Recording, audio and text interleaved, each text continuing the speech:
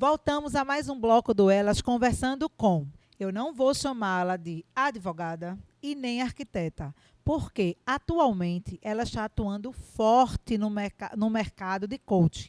Ela já atuou muito no coach mulheres, agora está como coach comportamental e coach eleitoral. Estamos falando da Ju Lopes. Ju, e aí eu lhe digo, porque você atuou já com mulheres, mas o coach, ele dá uma liberdade de atuação, não é, Ju? Muito forte, né? Porque o coach tem uma essência e aí você vai adequando, né, o segmento que você vai se identificando. E aí você está no coach comportamental e tem um coach eleitoral, que inclusive é uma grande novidade para 2020. Viu, gente? Olhe, as mulheres que estão se candidatando ou pensando em disputar um processo eleitoral, não só mulheres, mas os homens também. Está aqui, viu, Ju Lopes, coach eleitoral. Ela vai explicar para a gente direitinho o que significa isso. Porque nós sabemos que o processo eleitoral vem passando por várias mudanças, né, ao longo das últimas eleições. Seja eleitores mais exigentes, seja na parte da comunicação, seja na parte tecnológica e, principalmente, na formatação de uma campanha eleitoral, que é mais ou menos assim que o coach eleitoral vai atuar. Mas, para chegar no coach eleitoral, Ju, o coach, ele veio como divisor de águas na sua vida ou ele veio como consequência? Na verdade, foi uma consequência. Eu precisava de uma transformação. Eu já vinha me transformando, já vinha me buscando esse autoconhecimento. Eu comecei a fazer cursos de meditação, mindfulness. Então, eu estava nessa busca. E aí, eu comecei a pesquisar sobre coaching. E aí, eu vi que ele podia me ajudar muito. Então, foi uma consequência. Mas o coaching, eu costumo dizer, assim como também aprendi no curso, ele é uma filosofia de vida. Não tem como você aprender e não entoar isso na tua vida. Você vai ter que levar isso. É o teu legado. Quando você, de fato, entende e absorve a essência do coaching. Então, eu levei o coaching para a minha vida, para a minha família, para a minha vida profissional, pessoal, emocional. O coaching está em mim. Hoje, eu sou coach 24 horas. Eu não deixei de ser Ju, mas eu sou Ju com a filosofia de vida do coaching. É óbvio que eu também perco o meu equilíbrio. É óbvio que eu também perco o meu foco. Isso é normal, isso é ser humano. E isso é ser frágil, sensível. A gente não se torna insensível ou acima dos sentimentos. A gente começa a aprender a interpretar melhor as nossas emoções. E foi isso que eu fiz. Então, hoje eu sou mais cautelosa, sou mais prudente. E isso eu fiz e refaço todos os dias na minha vida. Tanto para o meu trabalho como para a minha vida. O coach, ele estimula uma autoavaliação, não é, Ju? Isso. E aí não vem como um peso. Não sei se você sente isso, mas não vem como um peso, De né? jeito nenhum. Porque como você também... Ao contrário, ele vem com um alívio. Pronto. Suaviza. Olha, não disse que é aprendendo? Aqui no Elas é aqui, é ensinando e aprendendo. Mas vem como um autoconhecimento que você vai... esse autoconhecimento vai até contribuindo justamente nas suas ações. Exatamente. Impregna, né? E fica no dia a dia. A gente ouve hoje muitas críticas ao coaching. Até meus filhos chegam para mim, muitas vezes. Mamãe, eu ouvi no YouTube, não sei quem falando que coach era isso, ou coach era aquilo. E eu sempre falo para eles, olha, em todas as profissões vão ter os profissionais excelentes e vão ter os medíocres. É óbvio, em todas as profissões.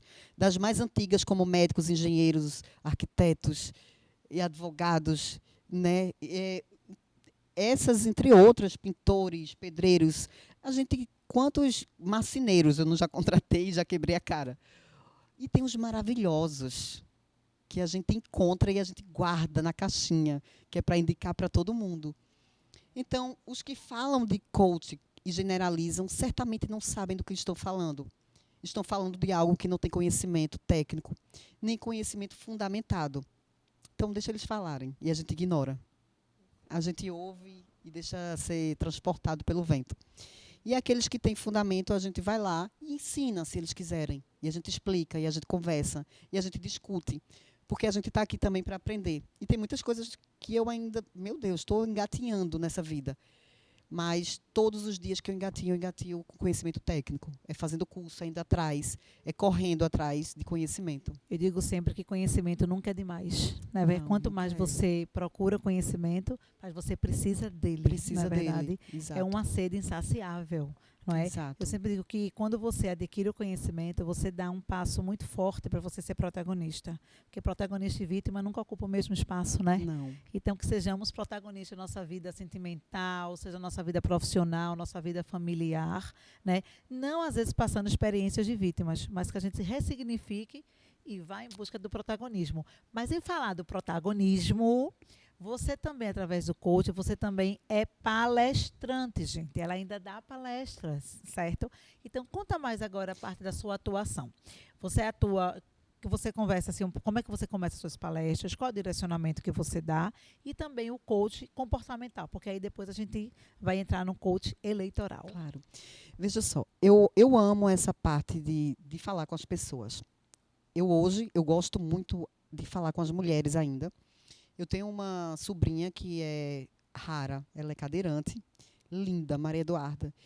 E desde muito cedo, ela está com 17 anos, eu sempre me sensibilizei muito com esse novo integrante na nossa família, porque é novo.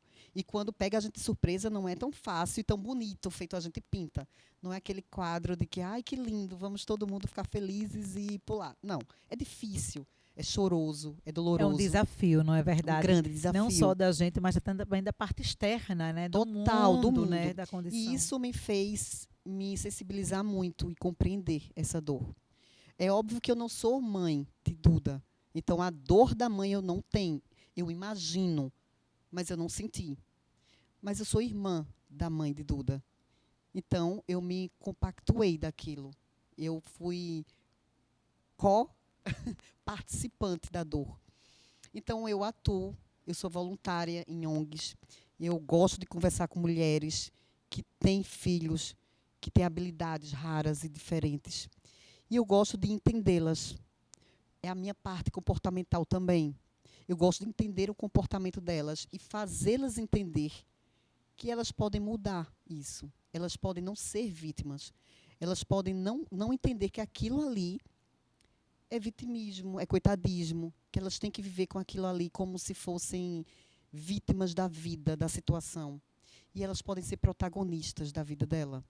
E elas podem pegar aquilo e não sair gritando para o mundo, eu sou abençoada. Não, somos todos abençoados. Elas também, nós também. Mas aquilo é um fardo, pesa, mas pesa com amor. Assim como os meus filhos que não têm pai, pesam. E não é só alegria. É a realidade. É a realidade. Agora, eles estão de férias, os meus. Eu não vou poder viajar com eles. O peso porque eu vou escutar muita reclamação as férias todas. E eles não têm o pai para viajar, eles não vão ter outra pessoa para sair. Seria eu. Então, como a minha responsabilidade é triplicada, que são 3, eu tenho que trabalhar. Amo o que eu faço. Inclusive, às vezes eu viajo e levo o meu trabalho junto. Mas essas reclamações a gente leva, são pesos. E é o comportamento que a gente tem diante desses pesos que vai condizer com nossa alegria e nossa felicidade. Não é estar o tempo todo feliz, é ser feliz e contribuir para estar alegre. E não entender isso como vitimismo. Verdade, Ju. E conversando aqui nos bastidores, você falou você fez uma afirmação que chamou muito a minha atenção. Você fez, Dani, muitas palestrantes aí sempre tem uma história, às vezes, de pobreza ou de alguma experiência muito negativa na vida, né? Ou nada. Mas eu não. Eu não vim dessa história assim muito de uma pobreza, de uma coisa assim, para dizer, ultrapassei, não. E aí eu fiquei pensando, disse, gente, tem lugar para todo mundo. Cada um tem a sua história, né?